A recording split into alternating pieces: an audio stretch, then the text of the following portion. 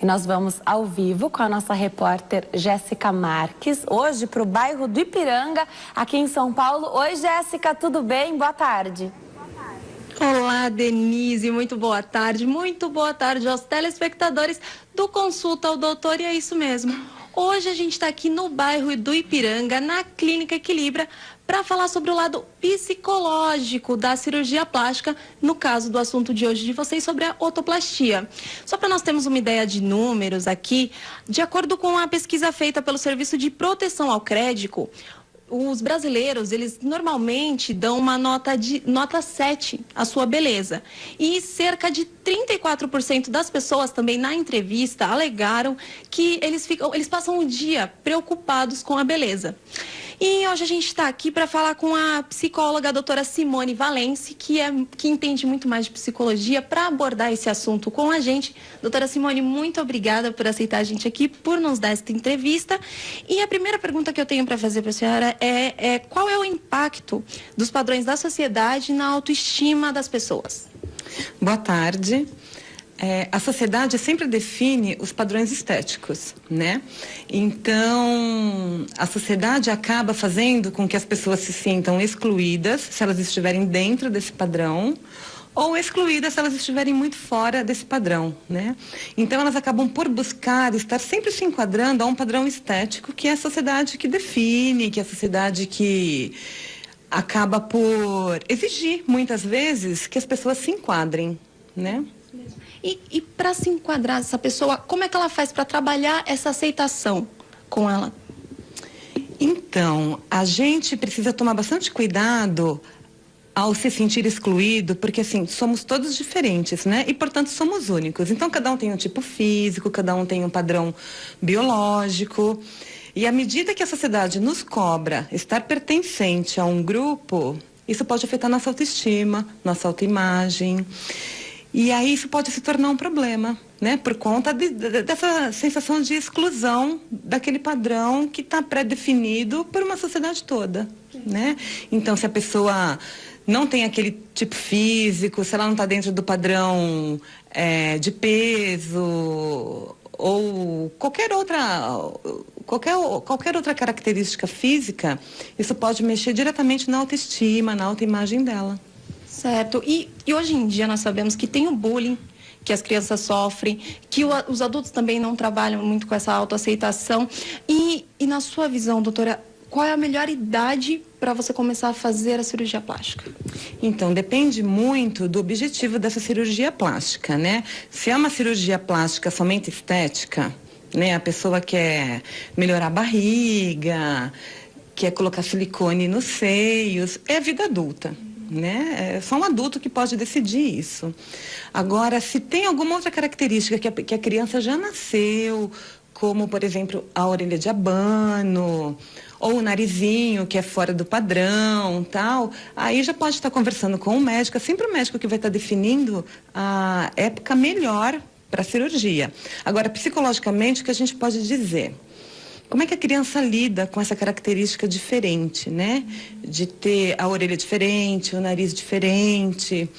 E isso está mexendo com a autoestima dela? Porque tem crianças que tiram de letra, né? Tem crianças que lidam bem com qualquer tipo de piadinha, com o bullying, como você citou. Tem outras crianças que ficam profundamente mexidas na autoestima, né? Ela pode até fazer a cirurgia, mas continuar com aquela cicatriz, né? Então ela pode continuar, ela pode ter a orelha bonitinha, né? Um exemplo, mas ela pode continuar se sentindo feia por conta de ter atingido a autoestima dela, a autoimagem. Certo. E a partir do momento, então, que a criança ou o adulto opta por fazer a cirurgia, ela dando certo ou não, como que vocês trabalham psicologicamente com esse paciente? A criança... Isso, a criança ou adulto. Tá. A gente pode falar de uma maneira geral que a cirurgia plástica não existe a determinação de que ela faça um acompanhamento psicológico, como existem algumas outras cirurgias, né? Como a cirurgia bariátrica, algumas outras existe a necessidade, né? A cirurgia plástica não tem essa obrigatoriedade. Mas é muito legal a gente trabalhar no pré-operatório, que ela está entrando sã, que ela vai passar por um processo cirúrgico, que ela vai sentir dor, como é que ela lida com a dor, né? E a partir daí, a gente pode estar tentando ajudá-la a refazer essa autoimagem, a reconstruir essa autoestima.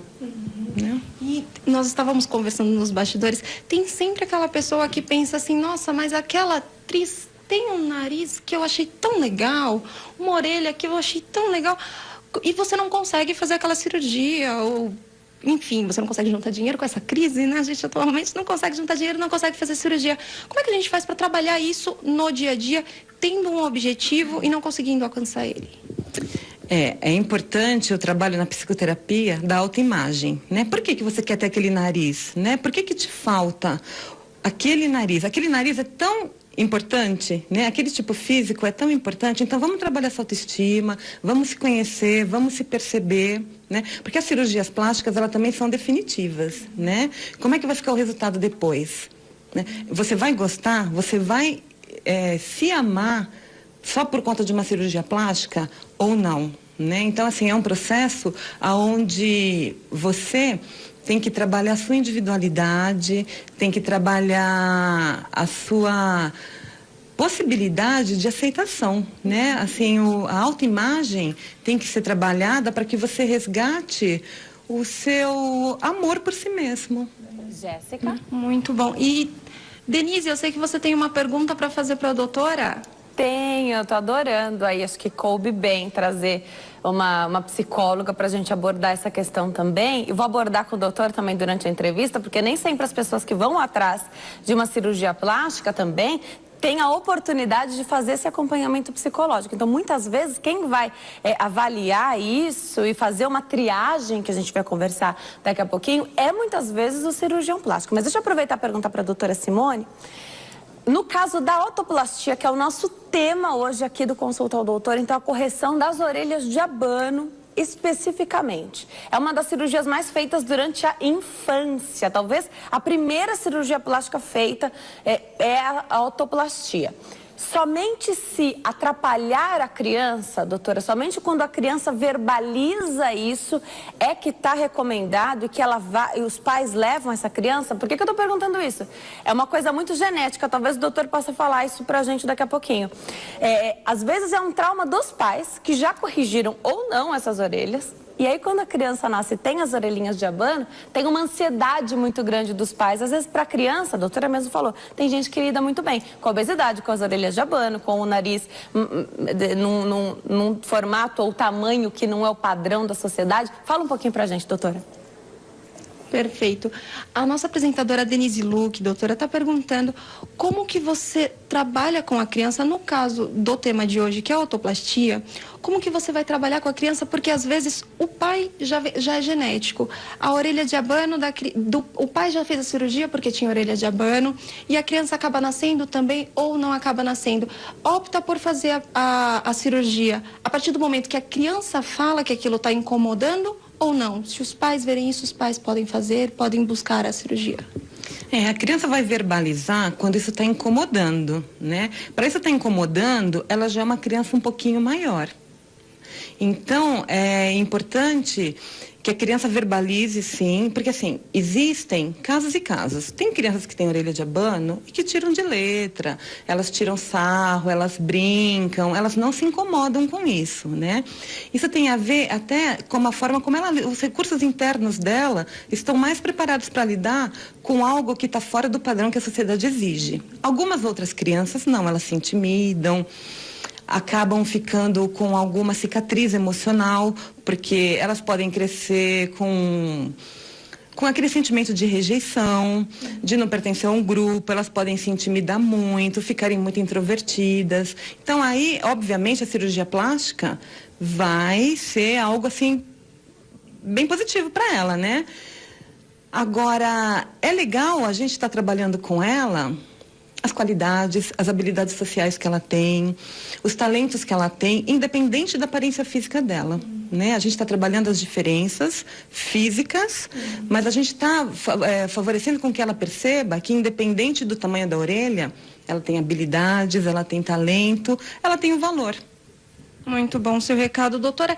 E para quem quiser conversar com vocês, quem quiser conhecer mais da Clínica Equilíbrio, como é que faz para entrar em contato? Tá. Pode visitar nosso site, que é o www.clínicaequilibrio.com.br. .equilibra com ly.com.br. Nós estamos na Rua do Grito 133 no Ipiranga e o nosso telefone é o 2615-9068 ou 2615-9142-011 em São Paulo. Perfeito, muito obrigada, doutora Simone.